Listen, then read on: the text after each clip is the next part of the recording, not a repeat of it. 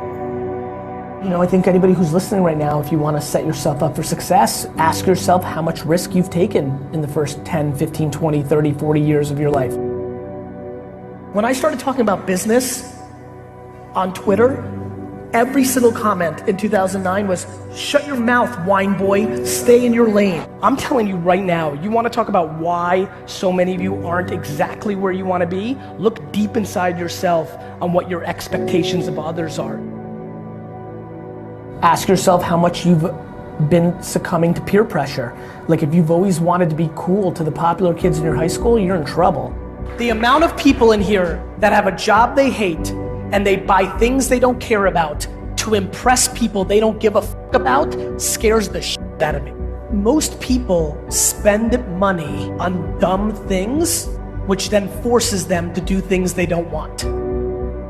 Long before I became the wine guy on YouTube and Twitter, I was a businessman. And I think if it's your truth, there's a very big difference between being an entrepreneur and a successful entrepreneur. I can say that I'm a football player, doesn't mean I'm gonna get paid to do it. And so I think the truth, I think it's unbelievably exciting for me. It feels warm in my heart that the thing that I've seen consistently, analyzing this every second of my breathing day for the last decade, has been whatever your truth may be, as long as it is actually your truth, you will always over-index. And people told me to not curse on stage. You know, my agents who booked, like, stop cursing on stage because we're losing so much money. I'm like, I can't. I have to be me, and wherever the chips fall, and I think for everybody, A, it's fun because it's easier, and B, audiences are smart, to your point. You can smell when that person wants to put their agenda through. And so I think the truth, which is a very exciting answer to this question, the truth is undefeated. My friends, accountability, giving with no expectation in return, playing the long game, every single person's business or ambition will grow exponentially tomorrow if they spend the next 13 years giving away free content forever. Seems super non-natural. When do you monetize? How do you do this? The person that holds the breath the longest wins. Being efficient, executing, shooting for those big goals is predicated on your actions. Do you take an extra long lunch from jury duty to say, you know what, cool, I'm gonna chill and watch YouTube videos? Or do you hustle your face off and try to cram as much in? So many of you that actually want this, have the skills to do this, right? And sometimes once in a while, just need to see a different version of it to understand, right? To me, this is an video, right? Did you mail it in? Did you mail in that 15 minute call got canceled? You had a packed day, 15-hour day. It got canceled. What are you doing in that 15 minutes? And by the way, sometimes those 15 minutes are absolutely worth calling your mom, calling your daughter, FaceTime with your kids, but it's just making every minute count. Every minute has to count. Every minute has to count if you want so much, because you just don't have as many of them as you think. You just don't. Do you know yourself? Or do you aspire to be something you might actually not be? You have the dream, but you have to execute it, and it's just gonna take you time. Because either at 15 you're gonna make it up and try to front, which is your vulnerability, or you'll just put in the work, and that's it. Like, it's just a process, man. Life is long.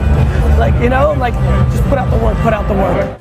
We are just completely in this incredible place of unlimited options. I just struggle with people's inability to have perspective on where they sit in opportunity in a 7.7 billion person world. The quickest and easiest way to get to do what you want while paying your bills is to start sacrificing leisure and other things and start focusing on monetizing the thing that you want to do in the future. I used to drag through school. By the time I got to 3:30, I was like dead because I hated it. So you can't put in the hours unless you love it. That's why I believe loving it leads to the most success, because I think somebody else loves what you don't love, that you're doing for money, thus they'll be more successful because they're gonna do it for 19 hours. Now there's talent. Yes. You may not love singing and you open up your mouth and you sound like Whitney Houston. That's real. You may not love, there's athletes, absolutely, I know them, who are not passionate about their sport, but they were born 6'10" and very coordinated. So it happens, but I think that's the rarity. I am remarkably stunned by the lack of accountability in our society. Everything wrong at VaynerMedia, anything that ever happens, any piece of content, anything that ever happens in my life, 100% is my fault. And let me tell you what happens with accountability. You get real happy. When you feel that there's no other source controlling your shit, all of a sudden it gets happier. Your ego and your insecurity doesn't want to take the L. You don't want to admit that you f***ed up. Because for some reason, so many of you are living your lives based on other people's opinions, and that is crippling you.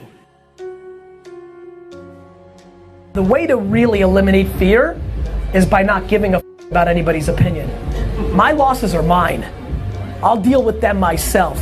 I don't need your 2 cents. You're losing plenty on your own. Patience and inner voice makes you unbeatable. Your rank amongst the 7.7 billion people in the world when it comes to opportunity is ridiculous. To have a special life, you have to do special things. And that usually means putting in the work and loving it. You take your advantages. Some advantages are experience. Some advantages are youth. You have to deploy patience. It's not gonna happen overnight. Right, that's what I learned from you. You know, I put out content for 8.5 years before anybody gave have to dream. Please factor in what the world's going to be like in 2019 to 2025 versus looking at what the world was like 2009 to 2015. Way too many decisions by way too many people are being made by factoring in the past without anticipating the future. Forget about Benzes and shoes and homes and planes. The ROI of life is not money, it's being happy. And when I look at the people that I see that are happy, regardless of their income levels or success or fame or notoriety or money, so much of that is completely predicated on the fact that either their parenting or circumstance helped them have actual perspective to what the hell is going on here. Do you know what I wish for all of you 25-year-olds in here? That you knew how young you feel at 40. News alert, you're gonna kind of feel exactly the same. I don't think there's anything wrong with chasing money. I just think that it's usually the quickest way not to get it. It's crazy how I feel my whole life. Never had peer pressure, never did anything, ever, that I didn't want to do because I just didn't value somebody else's opinion over mine. And that comes from good parenting, circumstance, DNA, a million things. I don't know how to teach that. What I'm just trying to do is I'm trying to become, in a weird way, I like being popular because I become your courage. I think the most flattering thing that's happening to me in my life is I'm becoming people's courage.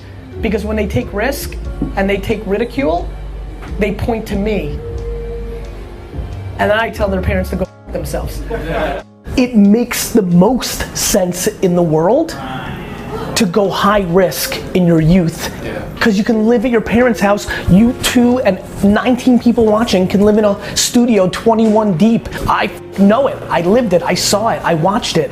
Like, this is exactly when you guys are supposed to take 2 core leaps of faith. Either go and do it for yourself or get close to something that you believe in completely.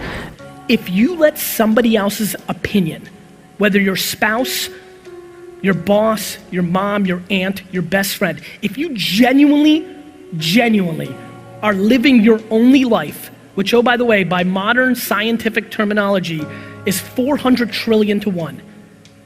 If you even could comprehend how ridiculous it is that we are even alive, like, do you understand how ludicrous it is that you have a life?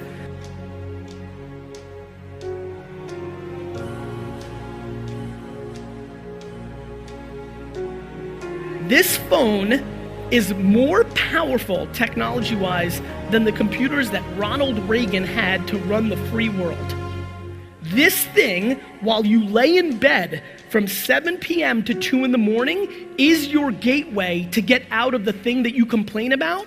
Yet, we'd rather watch entire seasons of Friends again on Netflix. The one thing that connects everyone here, regardless of you're winning, you're losing, company, employee, entrepreneur, the one thing from coast to coast that connects every person here is the one asset that we should all be chasing is attention. Before you achieve anything, whatever the hell you came here for, when you go and output to try to create your business, run for mayor, raise money for a nonprofit, no matter what you do, no matter what you try to accomplish, when you leave this conference, the one thing that you should be chasing is people's attention. Before you can accomplish selling a sneaker or a cookie or a t-shirt or insurance or whatever you do, you need somebody's attention to tell them. Then your message has to be on point enough to commit them into doing what you'd like. Attention, my friends, is the asset. Nothing else is important to me besides attention. The reason I've always adapted to new content and new platforms, the internet itself, email, YouTube, Google AdWords, Facebook, Twitter, podcasting, all of it. The reason I've always done well with that is my religion above anything else is where is the attention today and potentially tomorrow, not what worked yesterday. There's nothing mathematically in life that can happen that is more ridiculous than the fact that you got one. You're more likely to get struck by lightning 14 times than have a life. Forward, forward, forward. Mindset, all of that leads to one thing. If you do not become a practitioner of how to communicate on the social networks of today, you are 100% irrelevant. Don't like it? Tough. Figure it out, execute it. My friends, negativity can lead at halftime. Kindness always wins the game. Your life is predicated on when you get real quiet and you can't hear another person's 2 cents. The reason I can work 17 hours a day is because I'm not spending 15 hours a day dwelling or looking back. Faking it till you make it is the great flaw of this generation. Please don't do it. Please stop listening to anybody but yourself.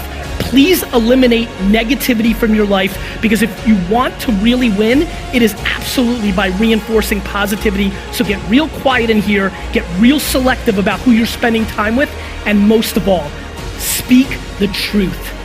Do the right thing. Kindness is cool. Truth is cool. Don't act like you've made it. Talk about the journey of trying to make it.